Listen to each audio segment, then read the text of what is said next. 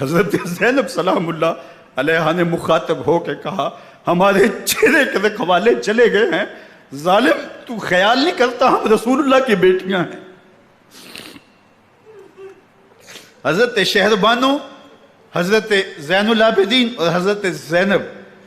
سلام اللہ علیہم، ان تینوں کو ایک اونٹ پہ باندھا گیا اور باقی اونٹوں پہ باقی سادات کو، حضور کی شہزادیوں کو باندھا گیا، رسیوں میں جکڑا گیا اور اونٹوں پہ باندھ کر کے کوفے کی جانب آگے آگے شہیدوں کے سر چل رہے ہیں اور پیچھے یہ قافلہ چل رہا ہے۔ اور جب یہ قافلہ وہاں سے گزرا جہاں لاشیں پڑی تھی، امام زین العابدین 14 سال کے تھے اور بیمار تھے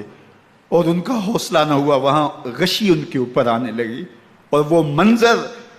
ابن کثیر نے، باقی لوگوں سب نے لکھا ہے کہ پھر جب ان کی یہ حالت ہوئی تو پھر سیدہ زینب سلام اللہ علیہا، جنہوں نے ابھی تک بڑے حوصلے کے ساتھ ساری مشکلات کا مقابلہ کیا تھا، اب ان کے بندھن ٹوٹ گئے اور آنکھوں سے آنسو بہنے لگے اور سیدہ زینب نے امام حسین رضی اللہ تعالیٰ عنہ کی لاش پہ کھڑے ہو کے، اور وہ روندی ہوئی لاش، ٹوٹی ہوئی ہڈیاں اور وہ پریشان بدن،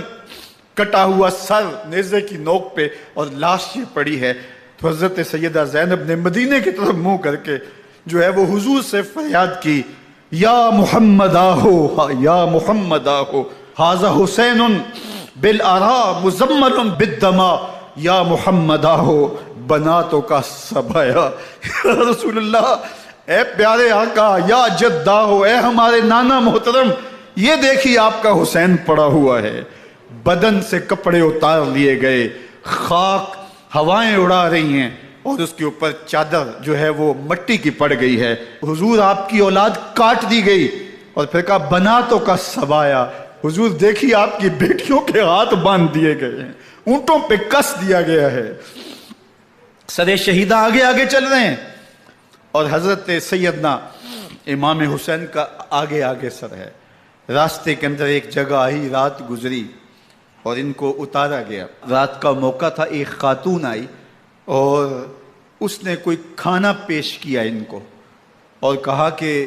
میں کسی زمانے میں حضرت سیدہ فاطمہ زہرا کی نوکری کیا کرتی تھی، ان کی لونڈی تھی، ان کی کنیز تھی، اور آج مجھے پتہ چلا کہ آپ لوگ گزر رہے ہیں، تو میں نے کہا کہ میں اپنی مخدومہ کے خاندان کی خدمت کروں۔ اور پھر اس نے کہا کہ اس وقت سیدہ کی گود میں ایک 6-7 ماہ کی بچی تھی جس کو زینب کہا کرتے تھے، تو سیدہ زینب نے کہا کہ اماں اگر پہچانتی ہو تو وہ